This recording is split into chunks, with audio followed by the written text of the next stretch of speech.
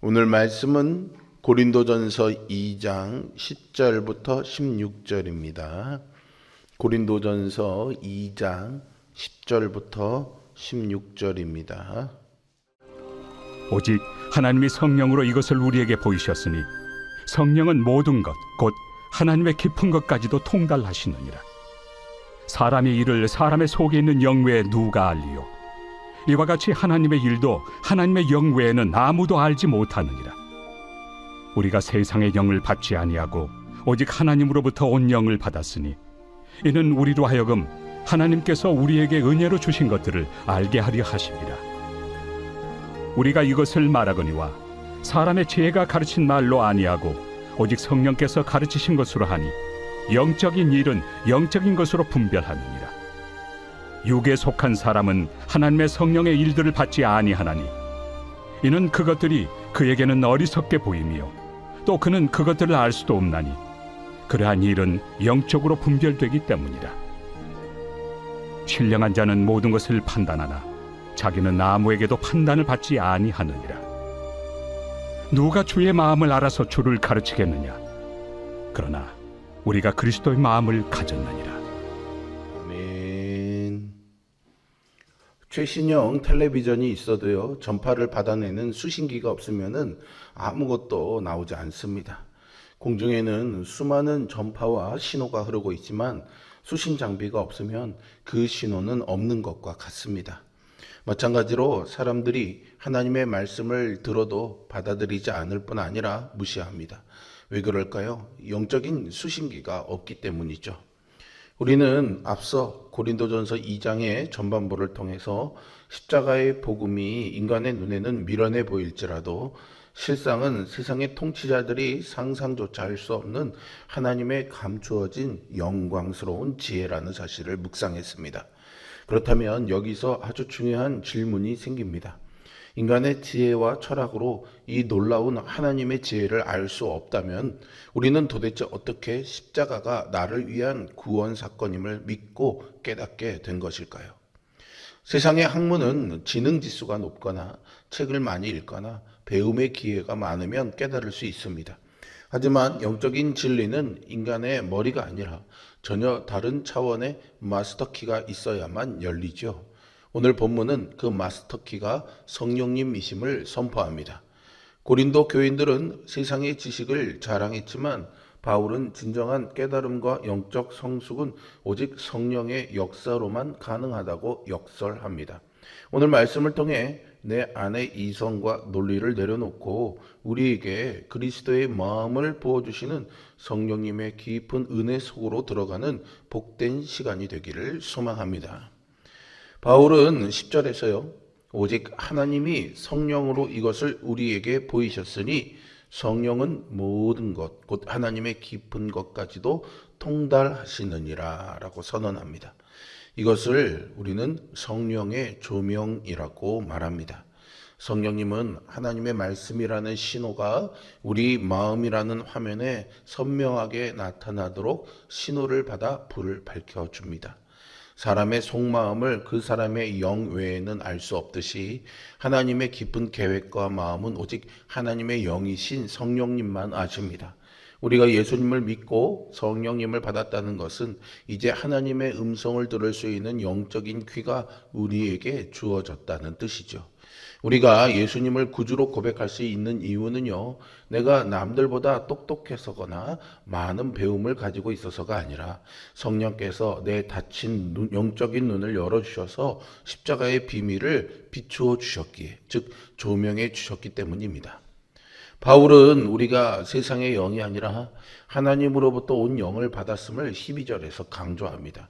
그렇다면 하나님은 왜 우리에게 세상의 영이 아닌 성령님을 주신 것일까요? 12절은 그 목적을 분명히 밝힙니다. 우리로 하여금 하나님께서 우리에게 은혜로 주신 것들을 알게 하려 하심이라 라고 말이죠. 성령님이 우리 안에 오신 가장 큰 목적은 우리에게 신비한 기적을 보여주시기 위함이 아니라 십자가를 통해 내게 부어주신 값없는 은혜를 온전히 깨달아 알게 하시기 위함입니다. 세상의 영을 받은 사람들에게는 십자가는 실패요, 원수를 사랑하라는 말씀은 미련한 것입니다. 그러나 성령의 조명을 받은 우리는 다릅니다. 성령님은 하나님이 우리에게 은혜로 주신 것들을 알려주시죠. 구원이 왜 은혜인지, 왜 우리가 고난 중에 찬송할 수 있는지, 왜 보이지 않는 영원한 나라를 위해 헌신하는 것이 귀한 것인지 깨닫게 하십니다. 성령이 충만한 사람은 자신이 얼마나 큰 은혜를 빚진 자인지를 깊이 깨닫고 겸손해집니다. 반면 성령의 조명하심 없이 머리로만 신앙생활 하려는 사람은 교만해지고 자기 의의를 주장하게 되죠. 은혜를 은혜로 알아보게 하시는 분은 오직 성령님 뿐이십니다. 반면에 육에 속한 사람은 성령의 일들을 받지 않습니다. 육에 속한 사람은 단순히 부도덕한 사람을 뜻하는 것이 아니라 성령 없이 오직 인간적인 이성과 본능, 즉 혼의 힘으로만 살아가는 자연인을 의미합니다. 그들에게는 복음과 성령의 일, 즉 십자가나 부활, 희생, 헌신은 철저히 어리석인 것으로 보입니다. 세상의 논리로는 밑빠진 독에 물붓기처럼 손해보는 장사처럼 보이기 때문이죠. 예술에 관심이 없는 사람에게 수천억 가치를 가지고 있는 미술 작품을 보여주어도 아무런 감흥이 없는 것과도 같습니다. 영적인 일은 영적으로만 분별할 수 있기에 그들은 복음을 거부합니다. 그들은 복음이 말도 안 되는 것이라고 비웃을 테지만 실상은 그들이 영적인 가치를 알아볼 수 있는 눈과 마음이 없어서 진짜 보화를 보화로 보지 못하는 안타까운 상태에 있는 것이죠. 바울은 신령한 자는 모든 것을 판단하지만 아무에게도 판단을 받지 않는다라고 또 선언합니다. 신령한 자는 내 안에 계신 성령의 다스림을 받는 참된 그리스도인을 말합니다. 영에 속한 사람은 성령의 조명으로 무엇이 진리인지를 분별할 수 있습니다. 그러나 세상은 그를 온전히 이해할 수 없지요. 세상 사람들은 눈에 보이는 돈, 명예, 학벌로 가치를 평가하지만 신령한 자는 성령의 안경을 끼고 세상의 기준으로 세상과 사람을 분별합니다. 세상은 성도들의 헌신과 희생을 통해 성도들의 헌신과 희생을 이해하지 못해서 함부로 평가하지만은요, 우리는 세상의 가치관에 휘둘리거나 판단받지 않는 거룩한 영적 자존감을 가진 자들임을 잊지 마시기 바랍니다. 다니엘은 왕의 칙령을 거절해서 사자굴에 던져졌습니다. 사람들의 눈에는 그의 처신이 어리석어 보였을 것입니다. 그러나 다니엘은 하나님의 눈으로 무엇이 중요한지를 깨닫고 선택할 수 있었죠. 세상은 그런 다니엘을 무너뜨리지 못했고 오히려 다니엘을 통해서 하나님의 살아계심을 보았습니다. 영에 속한 사람은 세상의 평가에 휘둘리지 않습니다. 하늘나라의 시민권자이기 때문이죠. 나는 오늘 육에 속한 사람의 논리로 세상을 살아가고 있는지, 아니면 신령한 자로서 영적 분별력을 가지고 살아가고 있는지 한번 돌아볼 시간입니다. 겸손하게 무릎 꿇고 성령님의 도우심을 구하면서 세상에 속하지 않는 영적인 분별력을 가진 신령한 자로 살아가는 우리 모두가 되기를 주님의 이름으로 축복합니다. 마지막으로 바울은 이사야서 40장 13절의 말씀을 인용하면서 16절에서 누가 주의 마음을 알아서 주를 가르치겠느냐라고 묻습니다. 물론 답은 아무도 없다라는 것이죠. 피조물인 인간의 머리로 창조주 하나님의 마음을 평가하거나 가르칠 수 없다는 선포입니다. 그런데 바울은 바로 이어서 기독교 신앙의 가장 영광스러운 특권을 선언하지요. 그러나 우리가 그리스도의 마음을 가졌느니라. 그리스도의 마음을 가졌다는 것은 무엇을 의미하는 걸까요? 이는 단순히 성품이 착해졌다는 뜻이 아닙니다. 예수님께서 세상을 바라보시던 그 시선, 죄인들을 긍휼히 여기시던 그 사랑, 십자가를 지기까지 하나님 아버지의 뜻에 온전히 순종하셨던 예수님의 가치관과 생각의 틀을 우리가 소유하게 되었다는 뜻입니다. 성령님은 우리에게 예수님의 생각과 마음을 주십니다. 성령님이 내 안에 들어오시면 내 고집과 이기적인 자아가 무너지고 그 자리에 그리스도의 마음이 이식됩니다. 그래서 전에는 내 유익만 구하던 사람이 이제는 영혼을 긍휼히 여기며 기꺼이 십자가를 지는 자리로 나아가게 되죠. 그리스도의 마음을 가졌기에 우리는 내 유익보다 하나님의 뜻을 먼저 생각하게 됩니다. 눈에 보이는 성공이 아니라 보이지 않는 하늘 사명을 따르죠. 영원한 나라가 있기에 복음을 전합니다. 이 땅의 삶은 영원을 준비하는 시간입니다.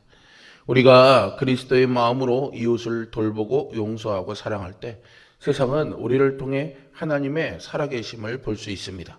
세상의 지혜로는 절대로 가질 수 없는 이 위대한 그리스도의 마음이 바로 성도가 가진 가장 강력한 무기입니다. 우리가 예수 그리스도를 구주로 믿고 이 자리에 앉아 예배할 수 있는 것은 내 지혜가 뛰어나서가 아니라 내 안에서 하나님의 은혜를 깨닫게 해주시는 성령님의 전적인 조명하심 덕분입니다. 그러나 여전히 우리 일상에서 우리는 육에 속한 사람처럼 내 경험과 세상의 논리를 앞세우려는 치열한 영적 전투를 치르고 있습니다. 내 이성과 계산이 앞설 때 주님의 십자가는 자꾸만 미련해 보이고 피하고 싶은 길이 되지요. 우리는 그리스도의 마음을 가진 사람들입니다. 세상의 영의 주파수를 마치고 세상이 주는 불안과 조롱에 마음이 흔들리지 말고 우리 안에 계신 성령님을 의지하시기 바랍니다. 우리는 세상의 평가에 흔들리는 존재가 아니라 하나님의 관점으로 세상을 바라보는 사람들입니다. 오늘 이 시간 내 지혜와 알량한 생각들을 성령님 앞에 철저히 내려놓아야 합니다. 그리고 내 안에 그리스도의 마음이 충만하게 부어지기를 간절하게 기도하십시오. 성령께서 주시는 그리스도의 마음을 품을 때 우리는 십자가의 길이 결코 미련한 길이 아니라 세상을 이기는 유일하고 영광스러운 길임을 확신하게 될 것입니다. 내 감정과 판단이 아니라 그리스도의 마음으로 이웃을 사랑하고 세상을 분별하며 승리하는 참된 신령한 자로 그리스도 예수의 마음으로 세상을 품으며 담대히 오늘도 사명의 길을 걸어가는 진실한 믿음의 사람으로 살아가시기를 주님의 이름으로 축복합니다. 기도하겠습니다. 거룩하시고 살아계신 아버지 하나님, 신실하신 하나님의 은혜로 말미암아 우리가 구속된 자로 이제 하나님 자녀로 하나님 백성으로 살아가는 은혜를 성령님을 통해 깨닫게 하시는 은혜가 있음을 알게 하시니 감사와 찬양을 올려드립니다.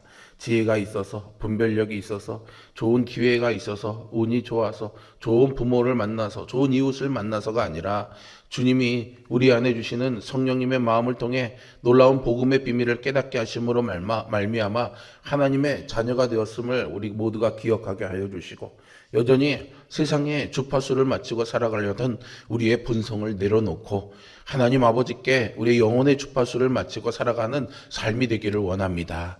성령님, 내 안에 오늘도 강력한 조명하심의 역사를 주시어서 내 본성과 내 이기심과 내 판단과 내 정죄와 내 의로움과 옳음이 드러날 때마다 그것에 이끌림 받는 삶이 되지 말게 하여 주시옵소서. 사람들의 평가나 태도에 대한 가치의 판단들을 따르는 우리들 되지 말게 알려 주시고 오직 성령님이 주시는 예수 그리스도의 마음으로 세상을 품고 살아가는 우리 모두가 되게 하여 주시옵소서. 특별히 우리에게 한 영혼을 맡겨주신 그 하나님의 마음을 기억하게 하여 주시어서 우리가 마음에 품은 전도 대상자를 위하여 기도하고 또 그를 어떻게 섬길지를 깨닫게 하시는 지혜를 주시어서 한 영혼을 잘 섬겨 하나님께로 인도하는 복된 사명 잘 감당하게 하여 주시옵소서. 예수 그리스도의 이름으로 기도합니다. 아멘.